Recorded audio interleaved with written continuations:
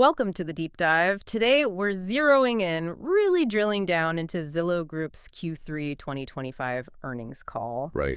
But we're going to be super focused, only the opening strategic remarks from the CEO, Jeremy Waxman. Yeah, skipping the rest for now. Exactly.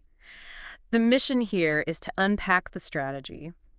How is this massive real estate tech platform dealing with, well, a really tough housing market? And not just dealing with it, but how are they setting up for what comes next? Future growth. That focus is key, I think, because this isn't just about the numbers, the financials. No, not at all. I mean, they themselves said the housing market is, what was the phrase, bouncing along the bottom. Right. So the fact that Zillow's actually outperforming in that environment, Yeah. it tells you something. Yeah. We need to figure out why they're saying it's down to their strategy and their execution. Not just luck or market weirdness. Precisely. They want to show they're actually steering the ship here. Okay, and the headline numbers, they definitely back up that outperformance idea. Waxman was pretty blunt, called it an excellent quarter. You did. Let's just quickly hit those key figures. Total revenue up 16% year over year. That's $676 million. Which beat their own high-end forecast. Yeah, comfortably. And then the profitability piece, $165 million in EBITDA, also better than expected. And actual positive GAAP net income, right. $10 million. Positive $10 million. So not just adjusted profits, but actual GAAP income. And what I found really interesting there was the CEO's confidence. He basically framed it as proof. Proof that the durability of our strategy, as he put it, is real. Validating the plan. Exactly.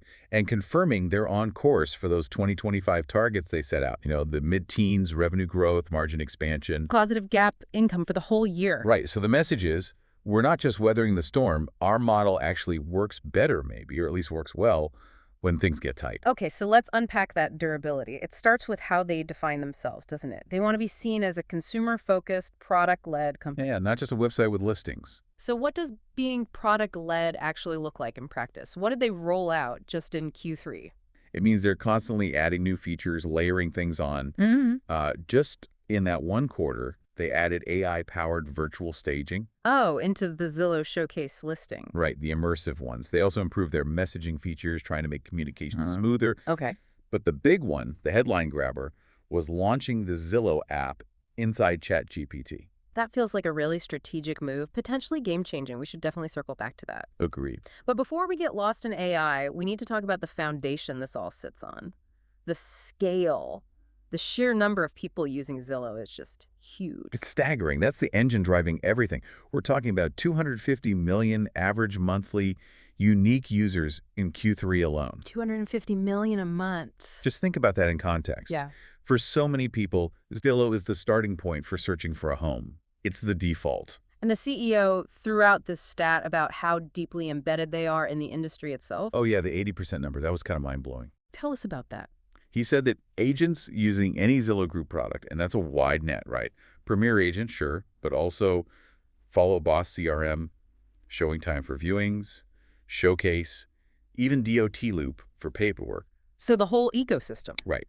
Agents using any of that are estimated to be involved in 80% of all residential real estate deals in the U.S. Wow. Okay, if 80% of transactions touch your system somewhere, you're not just generating leads anymore. No way. You're basically becoming the underlying operating system for a huge chunk of the industry. That's where the brand power really translates into, well, power. That makes sense. And that penetration is why every little product tweak matters so much. Because it instantly reaches this massive user base, both consumers and agents. Exactly. They're aiming for that dual benefit. Yeah. Make it simpler, faster, more transparent for people moving, and give the pros more effective tools. So it's a loop. Okay, let's go back to that ChatGPT integration then. That felt like the most maybe surprising announcement of the quarter. It definitely stood out. Waxman called it another new doorway directly into our ecosystem. Why frame it that way? Why is it a doorway? He sees it as a fundamental shift, a pure opportunity, almost like the move to mobile phones years ago. Interesting parallel. His point was, when consumer behavior changes like this, you have to be there, integrated from the start. And it's not just like a link you click. Right. If you're searching for homes within ChatGPT, you apparently get this interactive Zillow experience right there. Maps, photos, prices. So you start the process inside the AI. And then you slide seamlessly over to the actual Zillow site or app to do the next step, like booking a showing or getting pre-approved. So it's embedding the action part, the transaction part, right at the very beginning of the search, wherever that might happen. That's the crucial difference, I think. The CEO really hammered this point. In this next wave, this AI transformation, winning isn't just about having the best AI model. It's about. It's about the user experience, the quality of your audience, having unique data and insights, and critically, providing integrated transaction services. Not just handing off leads. Exactly. Moving beyond being just a top-of-funnel lead generation machine. That's the past, in their view. Okay, let's pause on that because it's important for anyone listening, especially agents. What does moving from top-of-funnel lead gen to integrated transaction services actually mean day to day? Well, think about it. The old model was basically selling a name and maybe a phone number. A lead, often pretty cold. Right, the agent does all the work after that. Now, with these integrations, the financing tools, the showing schedules, tracking search behavior, Zillow is collecting way more data points along the journey. So they know more about the potential buyer. Potentially a lot more. They might know if the person has used affordability tools, maybe even started a pre-approval, looked at virtual stagings, saved certain types of homes. So they're aiming to give agents not just a name, but a profile, a warmer, higher intent prospect who's already partway down the path. It's about controlling more of that journey from the initial search right through to the close. That's the goal. And that fundamentally changes what Zillow offers its partners. And he made sure to mention, they're currently the only real estate app inside ChatGPT. Being first matters. Okay, that integration strategy, it seems to be working, particularly in their main for sale segment. Yeah, the numbers there were strong too. Revenue grew 10% year over year, which again is much better than the overall housing market performance. Definitely outperforming. And the explicit goal Waxman mentioned is moving beyond just home search to become this diversified transaction-focused platform. Right. And this connects directly to that big, ambitious target they talked about, finding an extra $1 billion in incremental revenue just from the for sale side. $1 billion. So how do they plan to unlock that? It boils down to driving adoption of two main things, Zillow Showcase and Zillow Home Loans, getting people to use the premium tools. Let's talk Showcase first. That's their fancy, immersive listing format. How's the uptake on that? It's growing fast. He said over 50 brokerages are now using it. And by the end of Q3, it was featured on 3.2% of all new listings nationally. 3.2%.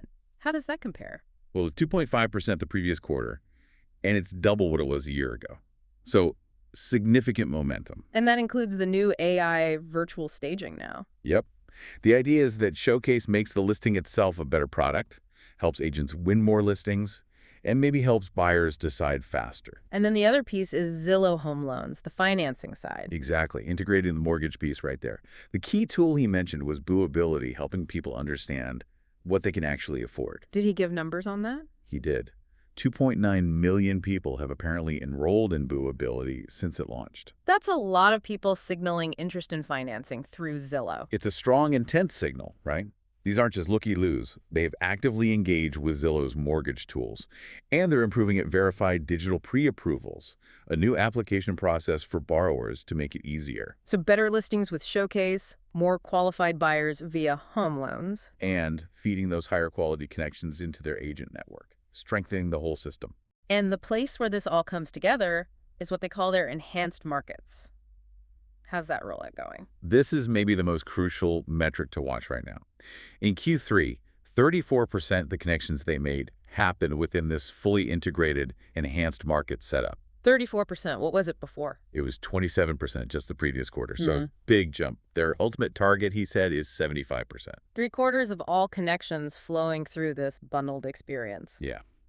And when they have that tighter integration, the agent using their tools, the buyer potentially using their loan, they're seeing results. He mentioned Preferred is basically the new name for their top-tier invite-only program, previously called Flex.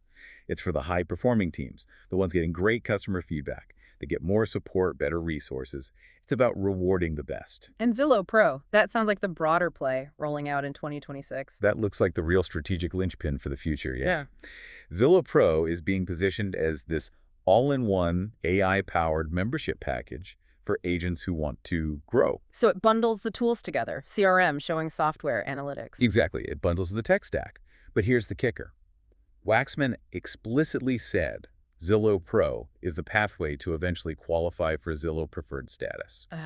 So there's a clear progression. Very clear roadmap. Use our full suite of tools, adopt our integrated model via Pro, perform well, and then you can graduate to Preferred and get the best connections. They're effectively trying to make their software ecosystem the essential infrastructure for success if you want to partner deeply with them. Interesting. Okay, let's switch gears quickly to the other major growth area, rentals. Which is really flying. Yeah, rentals revenue was up a huge 41% year over year, and multifamily specifically grew 62%. Massive growth. How does that platform integration strategy play out in the rental space? Is it similar? It mirrors the for-sale strategy in principle, according to the CEO. Two main goals. Yeah. First, build out the most comprehensive marketplace possible, covering all kinds of rental properties. Okay. Second, modernize the actual doing of renting. Make applications, leases, payments smoother and more digital. And are they getting the inventory onto the platform?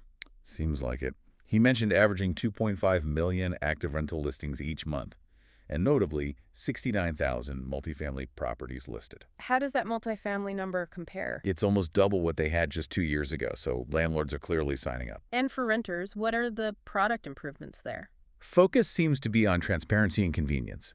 They've expanded features showing the full cost, breakdown, move-in fees, monthly charges, everything. No surprise. Hopefully fewer surprises, yeah. And they also allow renters to fill out one secure application and reuse it for multiple listings. Saves time, saves money on fees, builds trust. And there was that interesting partnership they announced too. Right, the one with Isuzu that's a rent reporting platform. Why is that significant? I thought this was quite clever strategically. It ties back to, like, financial inclusion. It allows any renter, not just ones paying through Zillow, to potentially build their credit history by reporting on-time rent payments. So it benefits renters even if they don't use Zillow's payment system. Exactly. It generates goodwill, positions Zillow as supporting housing access generally, and keeps them relevant in the renter's financial journey. Plus, the traffic doesn't hurt 35 million unique visitors looking at rentals each month on average. Okay, so pulling it all together from the CEO's perspective then, the big message seems to be, look, our focus on product innovation, on building this integrated transaction platform, it's working. Yeah, it allows us to deliver results, improve margins, grow revenue. Even when the overall market is tough, they're saying they can execute their plan regardless of the macro environment. Absolutely. Yeah. And the scale of their ambition is just huge. They're talking confidently about that $1 billion incremental revenue target in for sale, just from rolling out this integrated model further. Plus, hitting $1 billion or more in annual rentals revenue eventually. Right. This isn't about small gains. Yeah. They're aiming for a pretty fundamental reshaping of how real estate transactions happen. So this leads to a really interesting question for you, the listener, especially if you're in this industry or follow it closely. We heard Zillow's tools now touch agents involved in 80% of U.S. deals. An incredible footprint. And the CEO thinks AI's impact will be about unique insights and integrated services. We also know Zillow Pro and Enhanced Markets are pushing this integrated model hard, aiming for 75% of connections. So what happens to everyone else? If Zillow manages to bundle the consumer search, the agent workflow, and the financing into one dominant ecosystem, what does that mean for the 20% of transactions outside that core? Does becoming a Zillow Pro member become table stakes?